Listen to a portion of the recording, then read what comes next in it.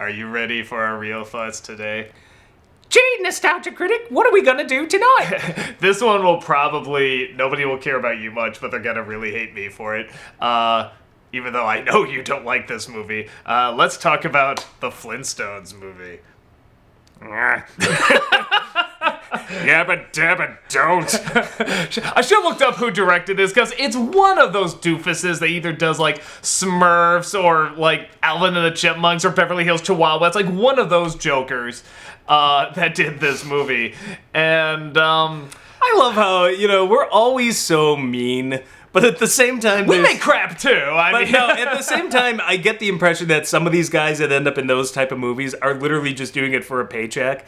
It's like B-movie directors. It's just like, they wrote me a check, I direct it. I don't care how shitty the script is. Because let's be honest, it's not, one of the problems with the Flintstones is not even a good script to begin with. No, I'm not really like 30 writers fucking on Stanley it, Kubrick's like not going to be able to fucking save the Flintstones. Like, yeah, so... Well, and I think what's gonna get people really ragging on me, because when I did the review of it, I said I didn't like the Flintstones cartoon.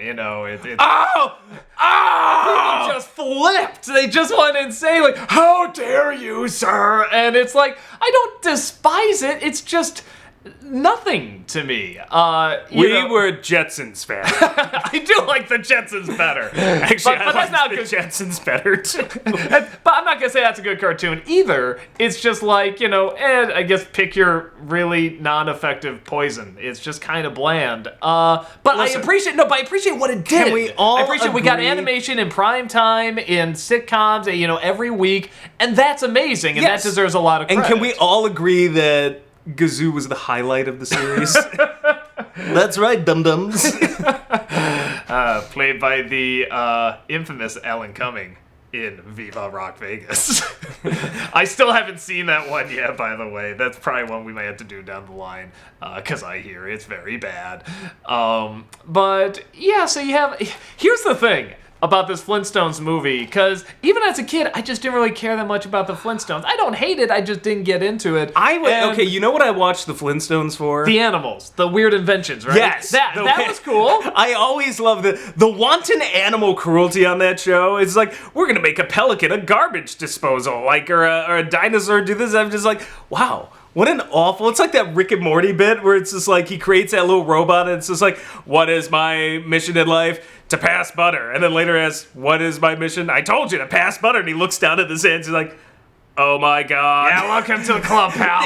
I'm like, that's what it's gotta be for these poor animals. Like, this is literally my lot in life, to sit under the sink and eat garbage, to wash people's dishes, it's... When you think about it, like, rationally, it is one of the darkest, most horrific things ever put on fucking television. But The Simpsons did it best when that's where the pelican came from. Yeah, he's using the pelican as a cement mixer. He's like, Marge, if there's anything that the Flintstones has taught us, is that animals can be used in hilarious ways to, do remedial tasks. It's like, he's got, like, cement in this pelican's poor mouth, and it's sitting there like, oh. He's like, come on, say something like, it's a living, and it just falls over dead.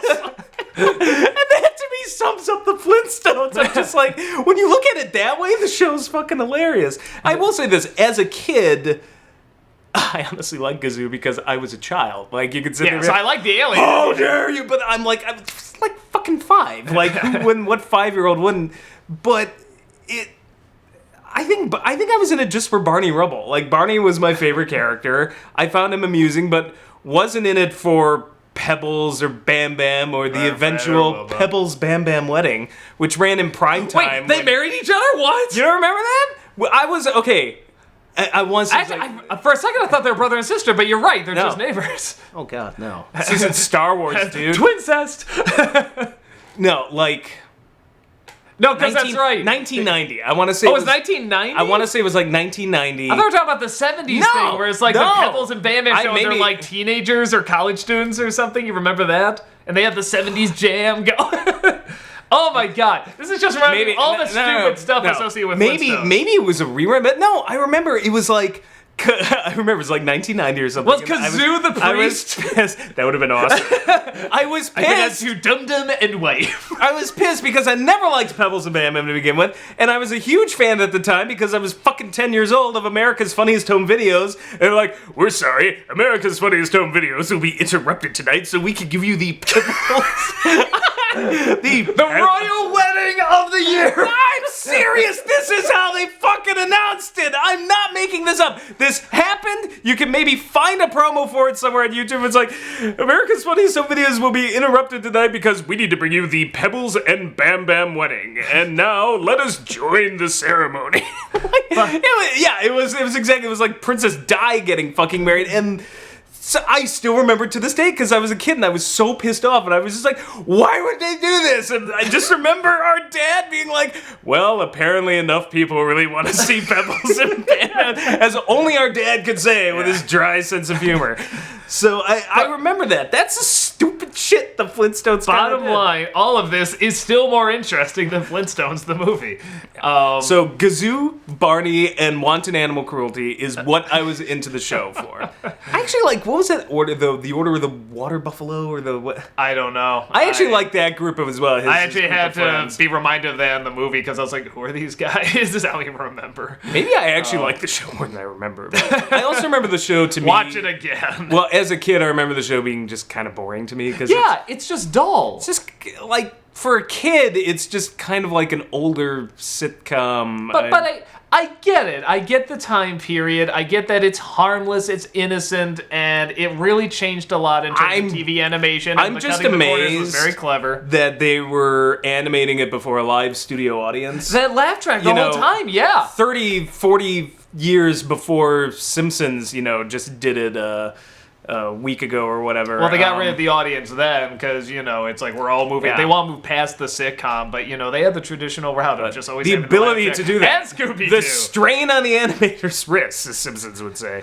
That killed me the most. I know we should talk about the movie, but with the laugh track, even when I was a kid, even when I was a kid, and he'd just say like yabba-dabba-dumb, and the audience would laugh. Even as a kid, I'm like, how can that make a whole audience laugh? He just said the thing he always says. It's not even in reference to anything comedic. There is nothing funny about this. And like Pebbles just go, ha ha ha ha. Why is that funny? Bam bam. Ha ha ha ha. Why is that funny?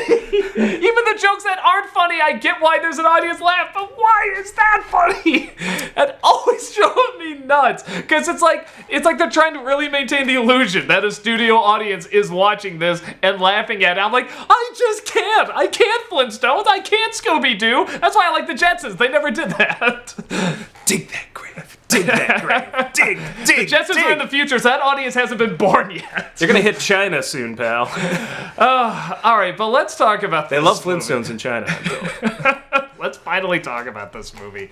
This movie was hyped as hell when it came out. It was. It had a trailer before Jurassic Park. I remember it was actually a very clever trailer because all it was showing if you want a trailer before any movie in the early 90s, I can't.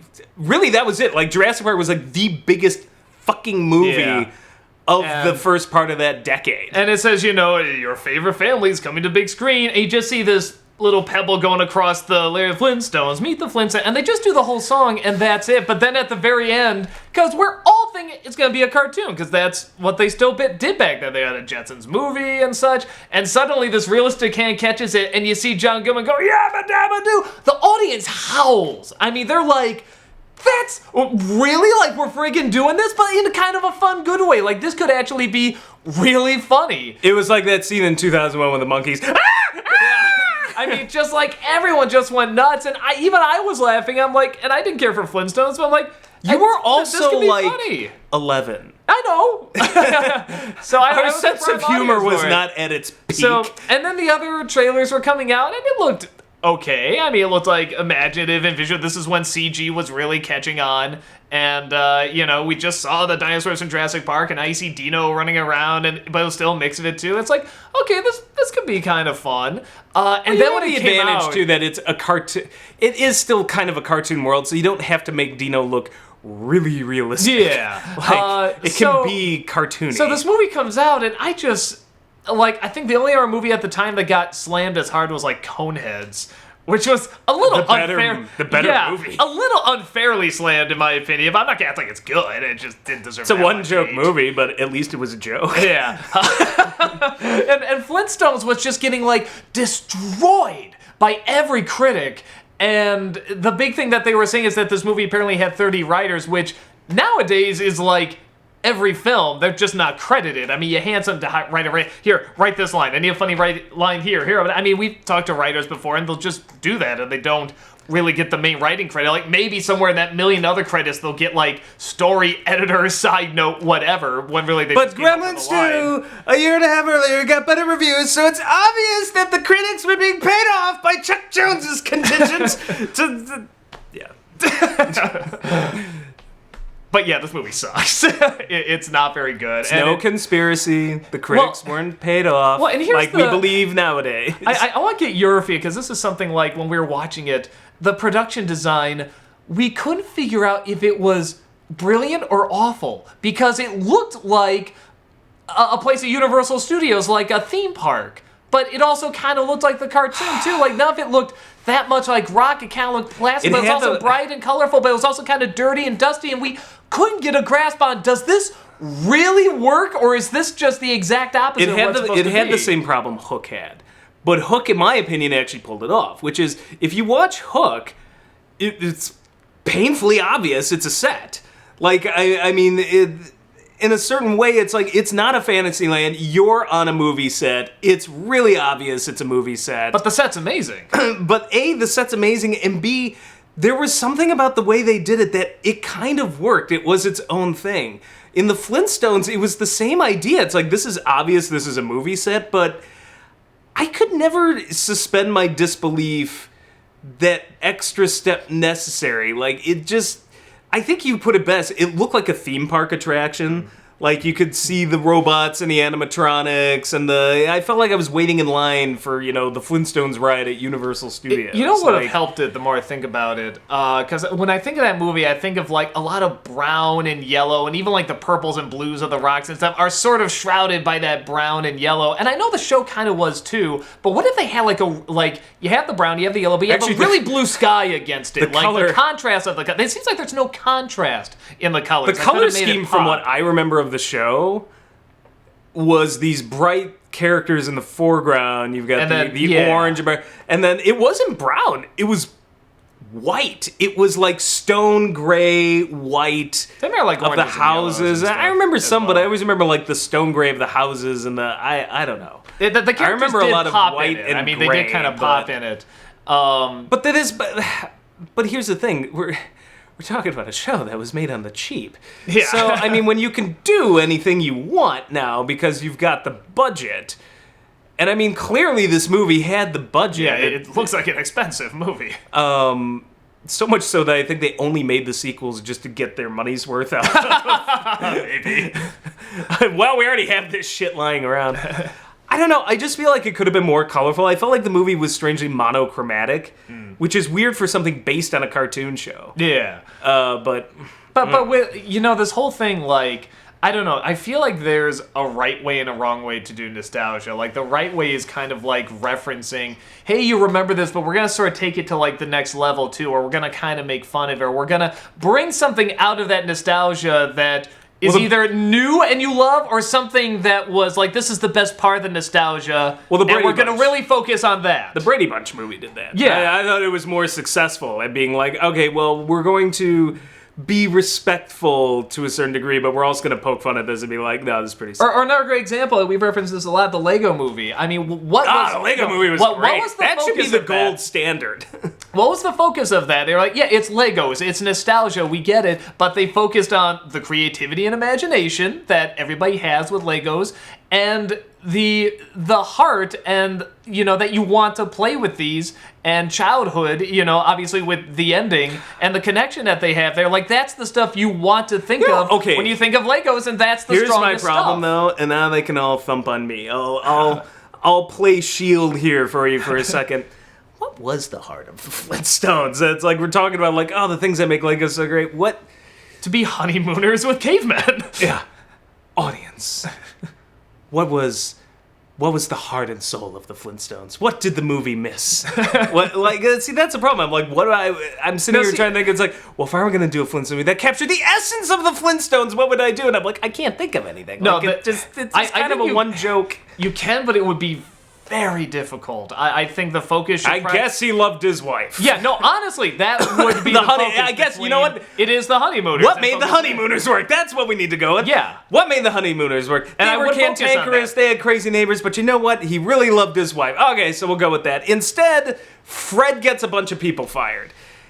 Huh? It's more about Fred and Barney's connection in that movie, and even that's not very good. Fine, but that should be 50% of it, not 100%. And even then, it's like their friendship breaks up, and the whole... I didn't get the whole plot with him. I don't want to see Fred become some, like, vice president of, turn like... into a jerk, and he's full of himself. Who watched the cartoon show for that? Wow, maybe we are finding the heart and soul. Maybe we are. Maybe this show was deeper than we thought. Admit it!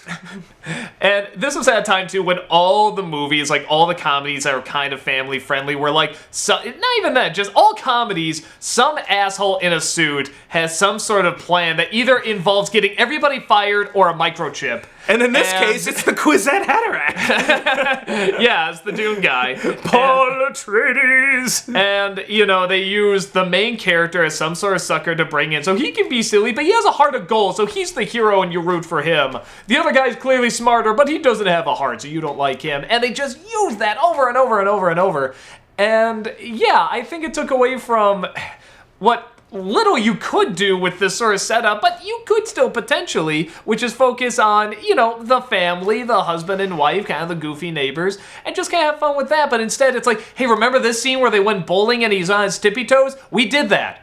Yeah, and what else? It's like, no, that's the joke. Like, that's the entire punchline. What works in a cartoon, like, that scene just was painful to me, because I'm like, this isn't funny when you see John Goodman in some special effects.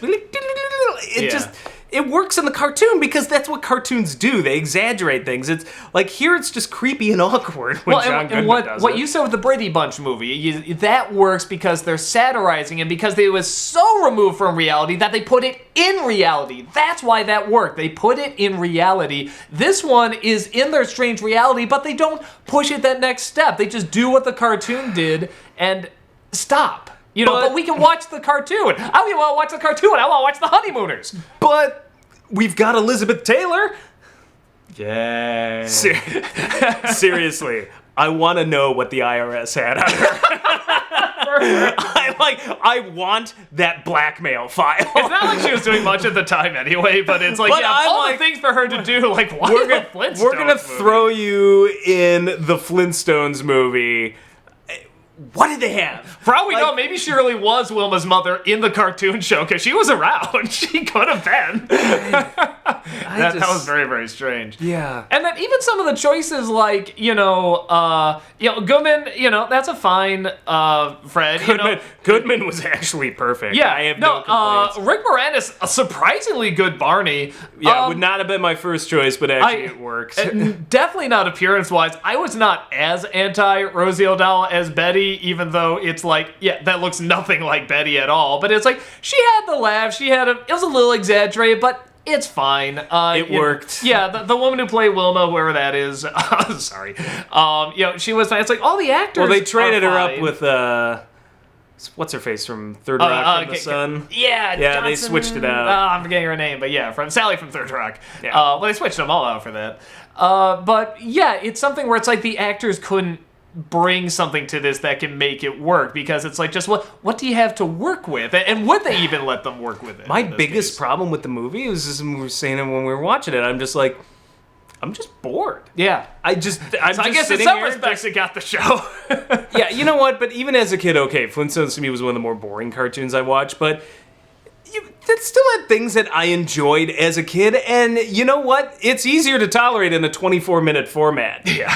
You bore me for 2 hours. That movie felt, I don't forget how long it actually is, but that movie felt long. Yeah. No, here's the thing. I do say to myself, like, let's say Fred and Wilma in the show, for some reason, had marital problems and they broke up. like, okay, I'm not a fan of the show, but I would kind of be like, oh, like that's kind of a bummer. That sucks. Like, it had a little bit of that heart that it's like, okay, I can see them as a couple. I can see them existing. They're just not very interesting. If they split up in the movie, who would give a shit? Nobody would care if they split up. I think was that kind of what it was about? They almost that was my problem with the movie. I didn't give a shit about anything that happened.